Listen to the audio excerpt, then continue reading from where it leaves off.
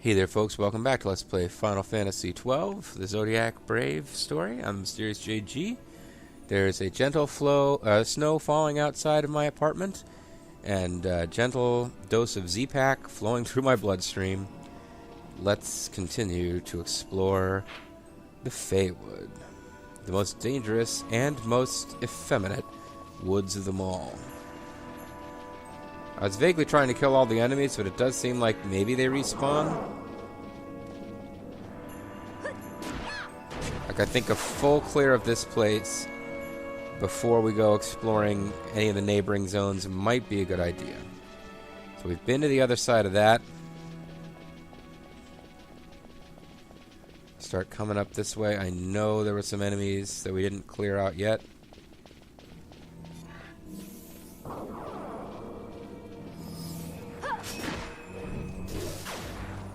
See, these guys don't seem that dangerous. The little flowery, the little rabbity looking guys cast Confuse, which is irritating. Matter of fact, if I had an anti-confuse accessory, it wouldn't be the worst idea ever. But we're already getting pretty close to having paid off these cat hoods that we're using, which means that even if I never use them again on my active party members, they will in the background always be paying for themselves, or generating extra money. The problem then being that if you need to switch to your other party because of a sudden emergency, like you get unexpectedly flattened by a boss monster or any other monster, you may find yourself with having them less than ideally prepared for battle if you decided to have them just be, you know, equipped with something that's going to earn you some extra bread. Bread is a slang term for money. Just thought to point that out because I'm cool. I don't know why that little corner made me think there would be loots. Anyway, I think I fully cleared this zone, so let's go this way because I believe this way will take us to an area where the plot will require us to go much later. Aha, indeed.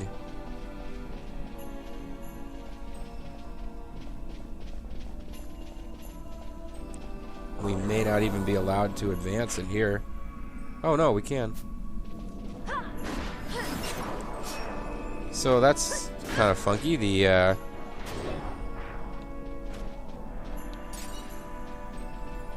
map doesn't work, but it does work.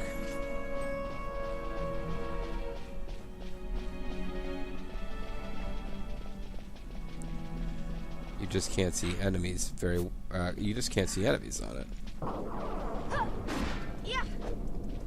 Oh, please finish it off before it casts Confuse. God damn it! So many characters had an opportunity.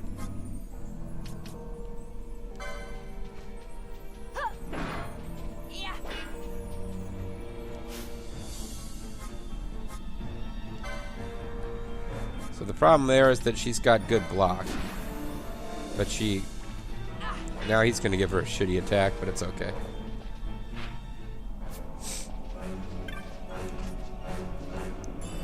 We may get some cool treasures that are ahead of this point in the game, or we might not. We might just keep getting small amounts of gil.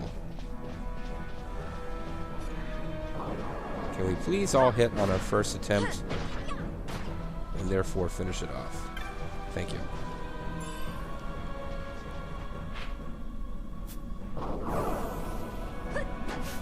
What is the status that that thing has? Reflect and haste. Okay. I definitely remember grinding against these things for MPs. What happened there? Oh, did his... Okay, we're gonna need to... Yeah, that's gonna have to stop. So, Larsa has Shades of Black set up as his thing that he's gonna do against enemies if there's nothing else that needs to be done.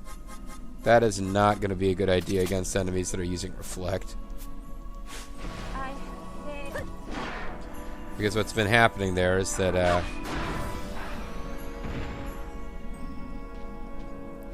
what basically happened there is that he launched some kind of like deadly magic attack and it got reflected back on Fran.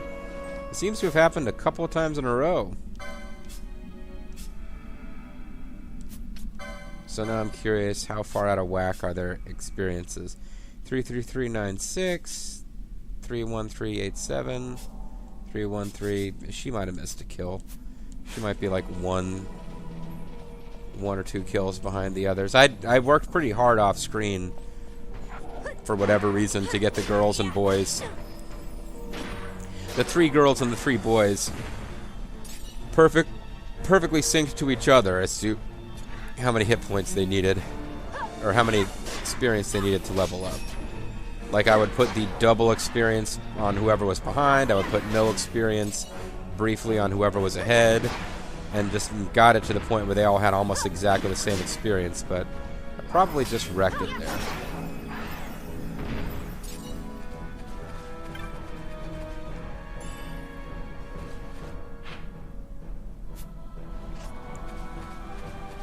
And I think this is the thing that I need to come to here later in the story. Because as you can see, this isn't just like regular old dungeon now. We're coming up on like weird temple with like magical stuff, and yeah.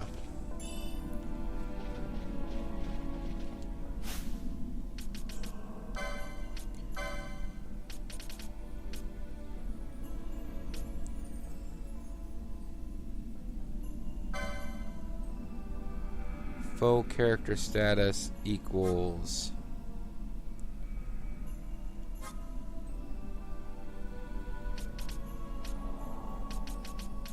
reflect. So now I'll change it. I'll set it up so that if the foe has reflect, he will attack. And if they don't have reflect, they'll do Shades of Black, because Shades of Black is a lot more effective than his attack. Most of the time. It's a random effect, but it's almost always something, you know, every so often you get the you have your failed roll and he casts an elemental attack. Pardon me, the enemy is extremely resistant to or even absorbs, but the vast majority of the time he's going to be doing more damage with that than with his crappy little melee attack. Okay, so never mind. I thought maybe we were really close to the entrance to another zone, which is going to be the interior of some fancy pants temple. But either this is the fancy pants temple, and when we get here later in the story, there'll be a cinema scene in which we figure out how to open the gate, or I'm full of crap and there's actually nothing special going on here. Or there's someplace nearby, but not quite here, that's fancy pants.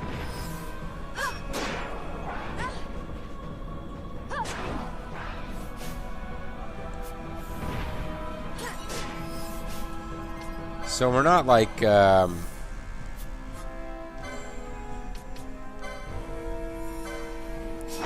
not way outclassing these enemies, but I think we should be getting crushed by them at this point. And we're kind of holding our own, but I don't think it's going super easy either. Like, I wouldn't want to be fast-forwarding through this zone.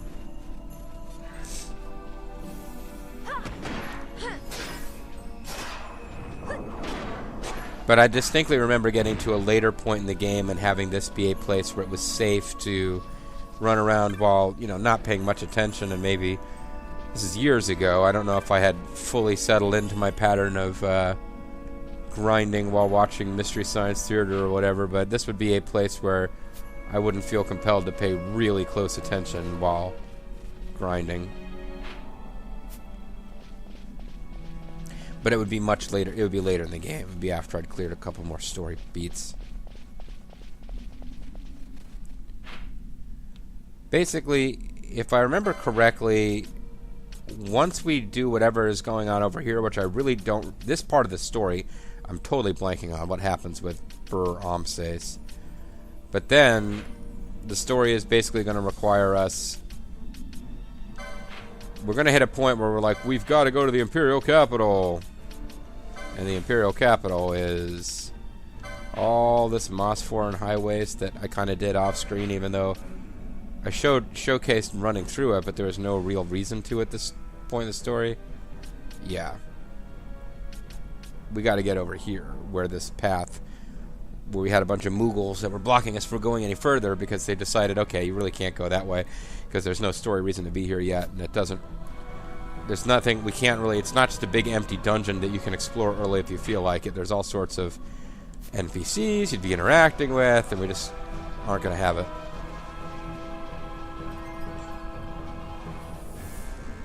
Ooh. Okay. A dense mist prevents you from advancing, or, as Fran would say, a dense mist prevents us from advancing. There you go. That's the path that leads to the temple of whatever funky mystical crystal shit the story is going to introduce later. I wonder if this is the mythical save crystal that is a monster. Nope.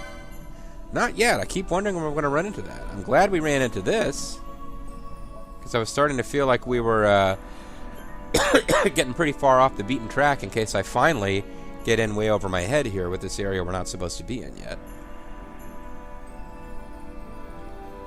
Meantime, it's kind of fun to be punching above your weight and exploring areas the story doesn't require you to be at yet.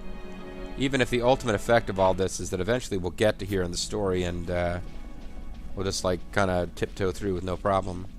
But this particular Feywood is never a place of grand plot events. I think it's just, here's a dungeon you have to clear on your way to another dungeon, which is a story dungeon.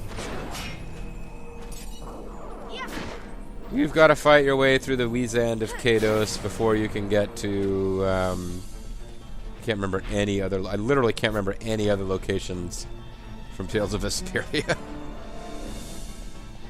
Alden, I gotta be straight with you, man. I spent so many hours playing that game. I came out of it with like almost no memory of the game itself. I remember the personalities of some of the party members. Sorry. Interesting. Cerberus would appear to be a palette swap of one of the enemies from Galmore Jungle. Yeah, but I have like no memory of the frickin' story.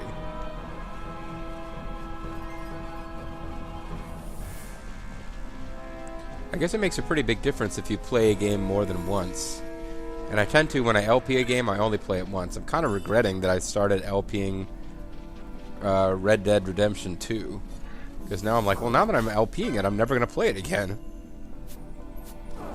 That was neat. For a second, I thought we had 3 different species of the same enemy type, but it was just because one of the 2 Tartaruses was illuminated by the Cerberus's flame, and the other one wasn't, so they appeared to be different colors. Hey, we got a Francisca. It is possible that that is better than what I've already got. It is. Let's see. Platinum Dagger does immobilize. Francisca's just going to plain old cause more damage. Doesn't add anything special. I haven't done this in a while. I should check, but nah, you're sticking with the gun. I like you having a ranged weapon.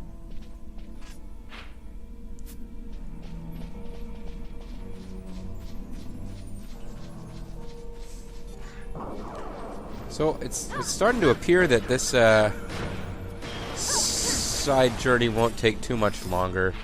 We've already got 2 of the exits from this one zone heading into this zone. I'm thinking we have something floating around over here. It may be a little small area. It might not. There's going to be something up here. I don't think it'll go too much farther. All these exits from the second screen had me worried, but it looks like at least 2 of them are going to the same place.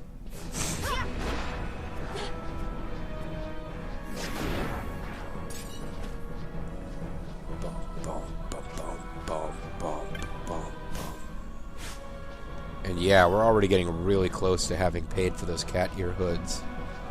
Which, again, we'll just have... They won't be racking up gold as quickly, but we have them on our background characters throughout the rest of this LP. They will bring in some money.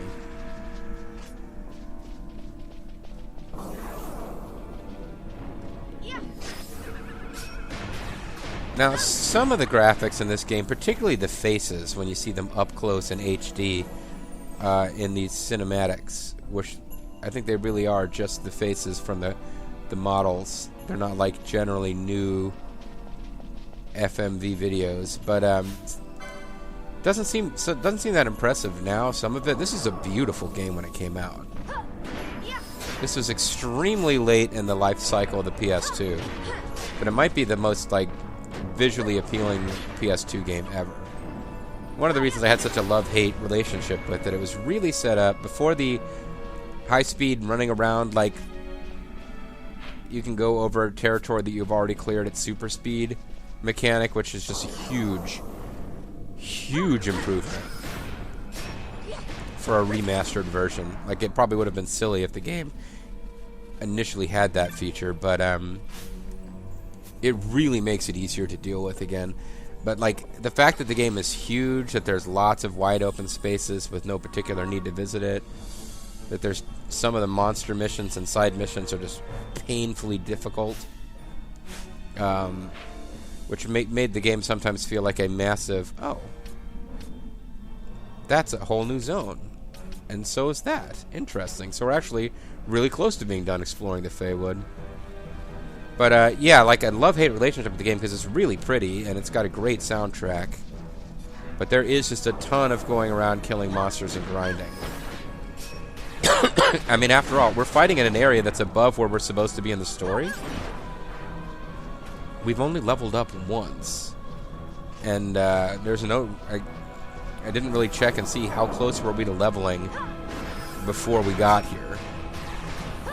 But we've done like a complete run through now, this whole dungeon, which is, at this point, we're not even supposed to be here.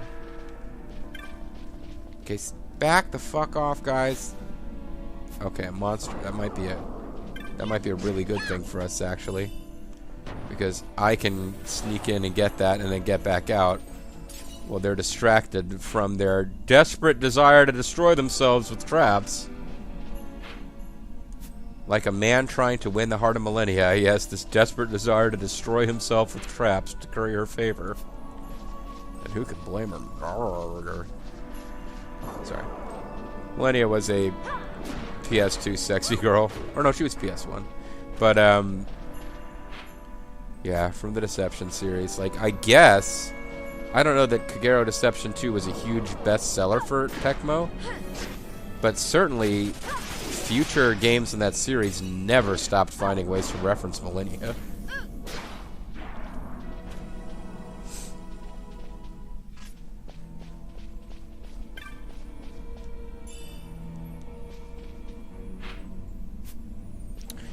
That reminds me, I did some off-screening solo to try to showcase the endings. Bobo, and like, there's 4 different endings to Deception 4, Dark Delusion, or whatever it was called, Nightmare Princess, whatever the hell the name of that was. Bobo and I did an LP together of it. I did some videos on my own off-screen to try to showcase the other endings, and I never got around to finish editing them or posting them. Which makes that game feel incomplete. The game also had a DLC, which I checked out, which had a whole new playable character. It was a lot of fun, but it was really freaking hard. So I didn't want to LP it because I had a whole lot of stuff where I just kept failing like crazy. But yes, everyone you can play as, in case you're wondering, is a sexy chick.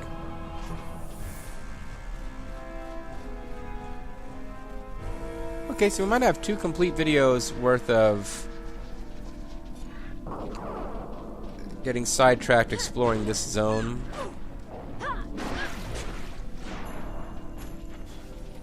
Something cast haste. So, this guy. Who's got 2 thumbs and cast haste on himself? This guy. Oh, Pinello, you're gonna use the spell again. Don't bother. I guess you didn't bother.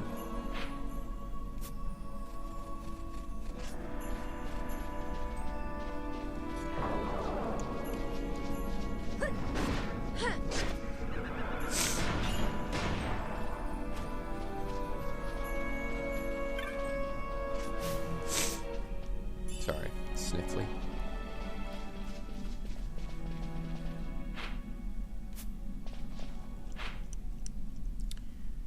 I think that's it. I think we've explored the Feywoods. So let's make our way towards these other zones out of curiosity.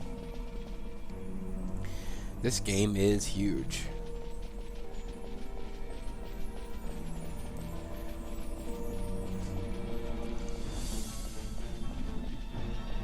It is in some ways the exact opposite of Final Fantasy XIII. This video is showing off how. It's a huge map. I'm kind of ignoring the main story and just going where I want to right now. It's not necessarily making for good or bad viewing. It's just like a big map that I'm choosing to explore without regard for where the story wants me to go. That is like exactly the opposite of Final Fantasy XIII.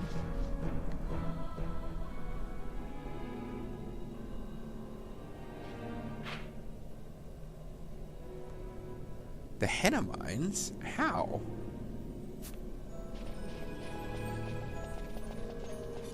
Okay, first of all, let's make sure these guys aren't way over our levels. Because that tends to happen.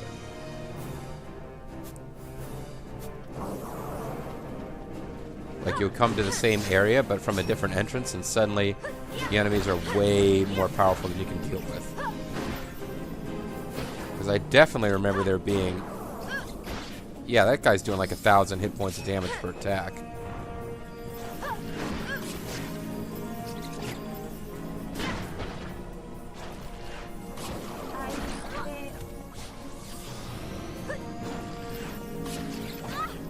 Yeah, this might not even be doable because this thing has got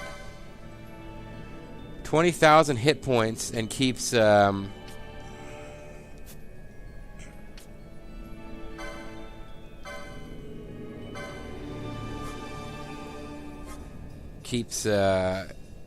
using leech.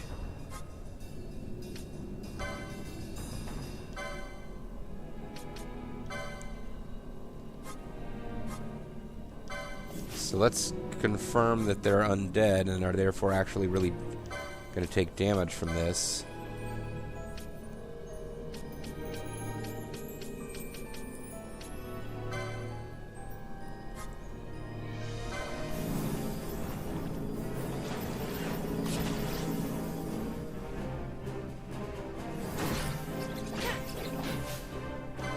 I don't know if that actually hurt them or not. Must have done.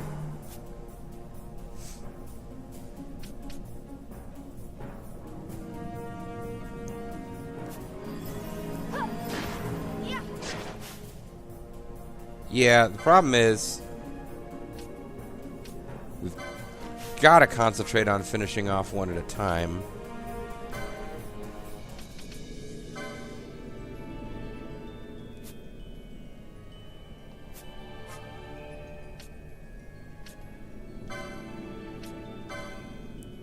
Or it's just not going to happen here.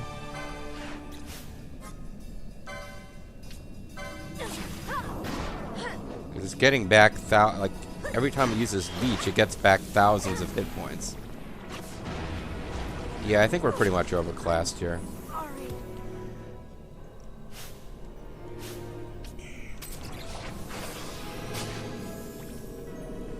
Kinda knew it would happen eventually. Self-sacrifice. Well, that means we're back down to 1. Okay, this might be possible after all.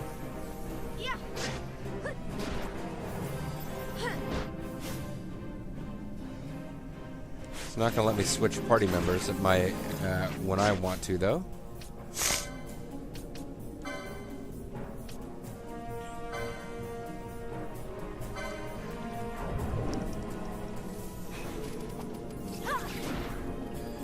It's immune to slow. We might be able to finish it off, though. We had Ash going for a combo. At least I can get Ash back as my party leader now. So, we are definitely in over our heads in this zone. And if we keep to them being 1 at a time, we can kind of deal with them. But I feel like it was either this area or the other mine, the one up in the floating continent, you just kept, like, the game just kept giving you more optional areas here you don't have to go to until the end of the game. Like, there are enemies here that are tougher than the final boss, because it just keeps going deeper and deeper levels. This might be where that happens.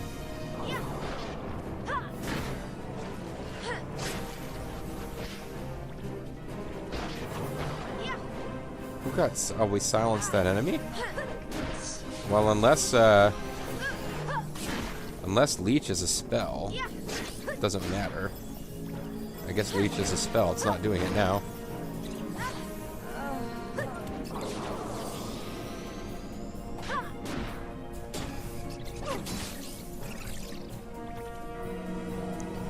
Yeah, our magic disappearing pretty fast fighting against these guys, but...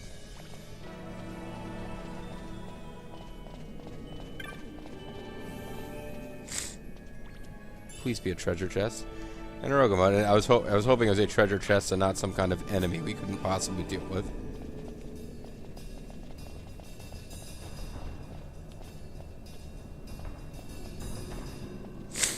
Interesting. Well, so the enemies at this point are over our level. And that's where they're over our level when we are in fact over leveled to be here. I mean, sorry, we're over leveled to be at this point in the plot, to be at the Galmore jungle. And yet whatever's going on with this switch we're supposed to hit, it looks like the switch we're supposed to hit is on the other side of whatever this obstruction is. So we found an interesting little end of the world here, basically, is what happened. And I'm comfortable with the fact that we got as far in as we did. I was about to give up and run away from those bats, which are clearly over our level for regular enemies. Like, I'm sure they're supposed to be a nuisance, not that dangerous enemy when you get here for reals.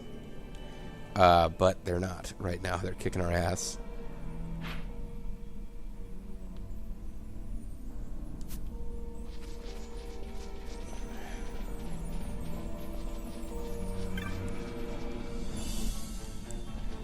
So, I kind of want to run away from these guys and try not to get confused.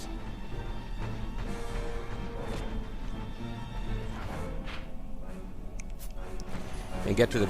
that's not the button I meant to press, by the way, in case you were wondering.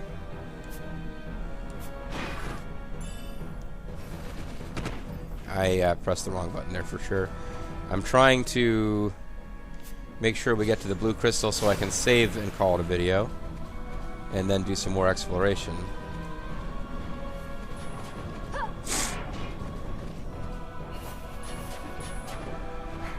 Oh, it's R2. I was pressing R1. I was trying to figure out why, like, anytime I stopped moving, Ash was attacking. I was pressing the wrong button to flee.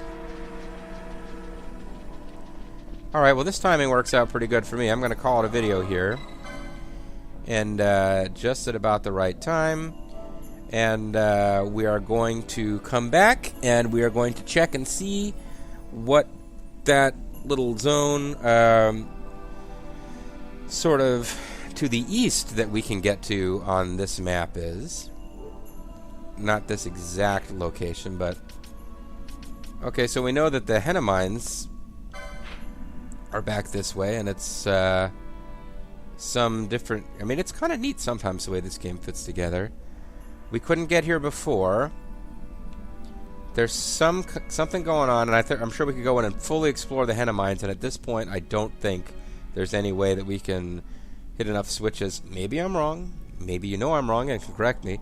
But I don't think there's enough switches we can hit in here that will allow us to get from here down to the other side of that passage there. I think right now this is its own little closed off thing. And that maybe later in the story or later as part of a Mark mission we'll be able to come in here and dislodge those like mine carts and have this whole thing be open again. But for now... Because otherwise, in theory, you could use the henna mines, and without dealing with Tiamat and doing the plot, you could pop out on the other side of here and go to the Fey Woods and break the story. Particularly if this leads to Mount Bur-Amases, as it just might.